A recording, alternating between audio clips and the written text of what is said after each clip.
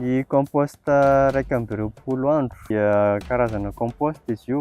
Azo avy amin'ny faoko sy ny zezipahatra izay atao izay mahaloa azy mba ho lasa zezika izany amin'ny fambolena. Isika dia hijery ny fomba famokarana composta raika amby roapolo andro ato amin'ny ramatoa Razafy.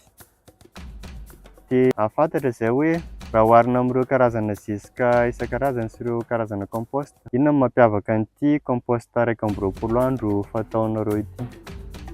Mampiavaka ny composta raika amby roapolo andro dia izay voly atao na tsaramaso na ovy dia mety avokoa, tsara aby.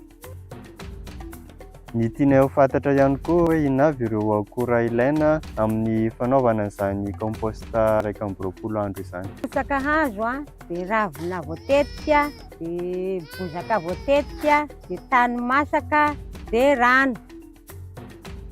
Dia amin'ny famokaranareo composta raika amby roapolo andro izany, inona avy ireo dingana arahana izany amin'ny fanatanterahana azy io? Bozaka hazo dia bozaka maina dia tondrahana rano, dia ravina maitso tondrahana rano, zezika masaka tondrahana rano, ateo rakofana bozaka eo ambony. Dia fantatra ihany koa izay hoe inona avy ireo tombontsoa efa niainanareo, nisitanareo tamin'ity fanatanterahana ity composta raika amby roapolo andro ity? Ny tombony vokatra nampiasana tamin'ny zezika composta sady nalaky dia nalaky ny nanana azy.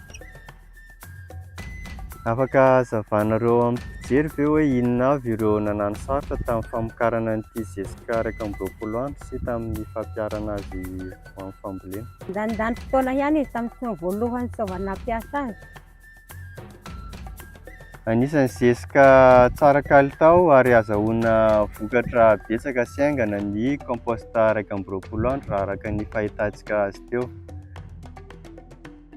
Dia tany antsika sasana ao anatin'ny mpitsambana sy ao anatin'ny mpitsambana mba hanao zezika composta raika amby roapolo andro fa sady malaky ny voly no ahitana tombontsoa be.